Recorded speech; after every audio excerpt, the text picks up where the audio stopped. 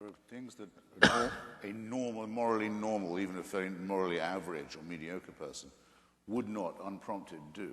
For example, hold down their daughter at the age of 6, tear off her underwear, and cut her genitalia with a sharp stone. They wouldn't do that if they didn't think God was telling them to do it, or the mullahs, or if it's a boy, the rabbis weren't telling them to do it. One of the reasons why I have the lurid subtitle I do of my book, Religion is a Poison, is that it makes ordinary moral people, compels them, forces them, in some cases orders them, to do disgusting, wicked, unforgivable things. There's no expiation for the generations of misery and suffering that religion has inflicted in this way and continues to inflict, and I still haven't heard enough apology for it. Rabbi, you want to add something? Christopher, I've got to call you down on referring to circumcision as genital mutilation. My son cried more at his first haircut than he did at his bris. And statistically... You weren't doing it right then. Statistically, the only long-term effect that it seems to have on people is it increases their chances of winning a Nobel Prize.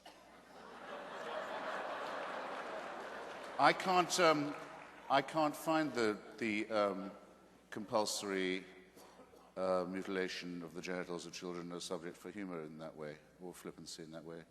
Maimonides says very plainly that it's designed to repress sexual pleasure, to deprive a male child as far as possible of the opportunity of that.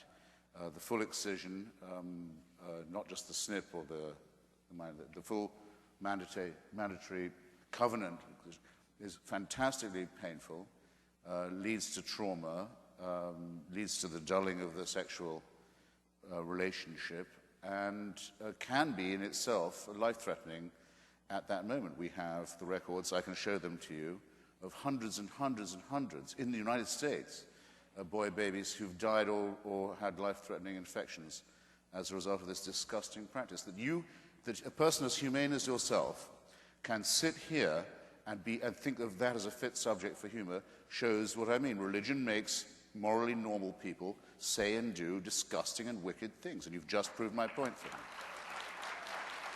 Shame on you for saying what you just said. Shame on you for saying it about your own son, my God.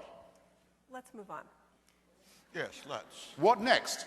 Cutting the labia of little girls. At least Judaism doesn't do that. This is a question. What if a Muslim was to say to you just now, my little girl cried more at her first haircut than when I cut off her clitoris? What would you think of me if I was to say such a disgusting thing? Well, remember, we are not talking about detail here. We're talking about whether religion makes people behave better or not. Let's give the rabbi a chance. I wanted to move on, but let's give the rabbi a chance to respond to what you said, because it got pretty personal here. So, again, my experience in my own son, my own grandson, hundreds of congregants, has been that it's not nothing like what you're talking about, and that for whatever reason that this has become an issue for you, I just think is excessive. What do you mean by that? Oh. What do you mean by that? That I'm more personally... There's an undertone of innuendo to this. Let's bring it on. No, there's no innuendo there. What I'm saying is, sure. I've lived through this personally, and... You've inflicted it, is what you're saying. I've been what? You've inflicted it, or officiated at it, is what you're saying, isn't it? Well, officiated, yes. Inflicted, no. Forget Maimonides. Maimonides has his hang-ups about that. I should forget Maimonides. Since when do you say that? Because on issues of sexuality, Maimonides has some very medieval ideas. I ran across the line in your book that Orthodox Jews have sex through a hole in a bedsheet. Do you know Orthodox Jews who told you they have sex that way? No. I say it is said of Orthodox Jews that they may do that.